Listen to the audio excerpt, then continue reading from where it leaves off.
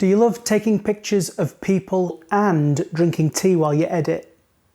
Then I think you're in the right place. I'm Phil Nenner, and I take portraits of people to make them look as awesome as they really are. Maybe you want to improve your portraits before and after you press the shutter button. Maybe you'd like to experiment with film alongside digital photography, make 3D stereo images, or make portraits with a drone. Each week, I release videos with practical photography advice, tutorials, and reviews. I like to mix in some quirky and sometimes overlooked techniques and dig into art history to see what we can learn from legends who aren't necessarily photographers. Subscribe to the channel and turn on notifications so you always know when a new video is uploaded. I respond to comments and questions, and I'm always interested to know what you want to see in future videos. Why don't you check out one of these suggestions to get you started?